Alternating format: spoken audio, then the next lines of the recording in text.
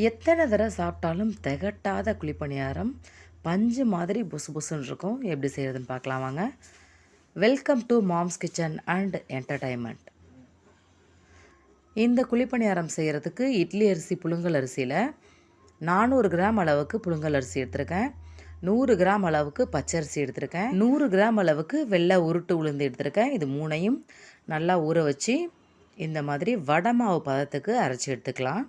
கிரைண்டரில் சேர்த்து அரைச்சிங்கன்னா இந்த மாதிரி வரும். மிக்சியில் அரைச்சிங்கன்னா அந்த அளவுக்கு சரியாக வராது. இந்த அளவுக்கு நல்லா கெட்டியாக அரைச்சிக்கணும். அப்படி இல்லைன்னா வெல்லம் சேர்க்கும் போது மாவு ரொம்ப தண்ணி ஆயிரும். இப்போ இது அப்படியே இருக்கட்டும். இதுக்கு 3/4 கிலோ அளவுக்கு நான் இப்போ வெல்லம் எடுத்திருக்கேன். நீங்கள் இனிப்பு கம்மியாக சாப்பிடுவீங்க அப்படின்னா கூடவோ குறைச்சலோ சேர்த்துக்கலாம். அந்த வெல்லத்தை இந்த மாதிரி நம்ம இடித்து எடுத்துக்கலாம். ரொம்ப சின்ன சின்னதாக இடிக்கணும்னு தேவையில்லை. நம்ம பாகு காய்ச்சி தான் எடுக்க போகிறோம். அதனால் கொஞ்சம் பெருசாகவே எடுத்துக்கலாம். இப்போ இது ஒரு பேனில் சேர்த்துக்கிட்டு 1/4 டம்ளர் அளவுக்கு தண்ணி சேர்த்துக்கலாம். தண்ணி ரொம்ப நிறையா சேர்த்துட்டிங்கன்னா மாவோட அந்த வெள்ளைப்பாகை சேர்க்கும் போது உங்களுக்கு தண்ணி ஆயிரும். பாருங்கள், நல்லா இந்த அளவுக்கு காய்ச்சிட்டு ஸ்டவ்வை ஆஃப் பண்ணிட்டு ஒரு 10 நிமிஷம் ஆற வச்சுக்கலாம். இப்போது இந்த ஆறின வெள்ளைப்பாகை மாவோட கொஞ்சம் கொஞ்சமாக சேர்த்து நாம் மிக்ஸ் பண்ணிக்கலாம். இப்போ பாருங்கள், நல்லா இந்த அளவுக்கு மிக்ஸ் பண்ணியாச்சு. இப்போது டேஸ்ட் எடுத்து கொடுக்கறதுக்காக கொஞ்சமாக உப்பு சேர்த்துட்டு நல்லா மிக்ஸ் பண்ணிவிட்டு ஒரு 6 மணி நேரத்துக்கு அப்படியே புளிக்க விட்டுறலாம். இப்போது ஓப்பன் பண்ணி பார்க்கலாம். இப்போ பார்த்திங்கன்னா மாவு நல்லா இந்த அளவுக்கு ஓரளவு புளிச்சு வந்திருக்கு.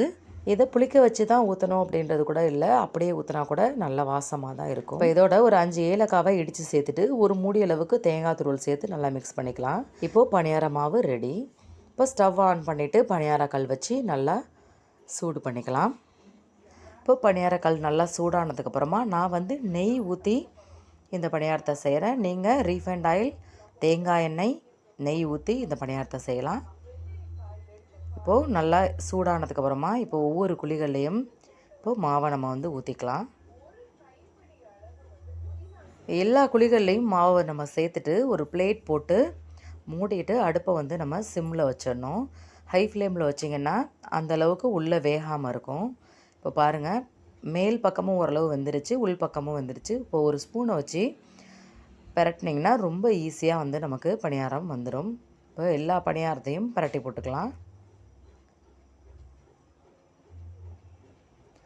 இப்போ எல்லாத்தையும் பரட்டி போட்டுட்டு திரும்பவும் நம்ம பிளேட் போட்டு ஒரு 10 நிமிஷத்துக்கு மூடி வச்சிடலாம். இப்போ பாருங்கள், 2 பக்கமும் நல்லா கோல்டன் ப்ரௌனாக ஆகிடுச்சு.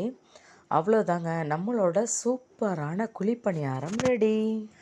ஒரு தடவை செஞ்சு சாப்பிட்டிங்கன்னா திரும்ப திரும்ப சாப்பிட தோணும். பாருங்கள் எந்த அளவுக்கு நல்லா சாஃப்டாக இருக்குன்னு.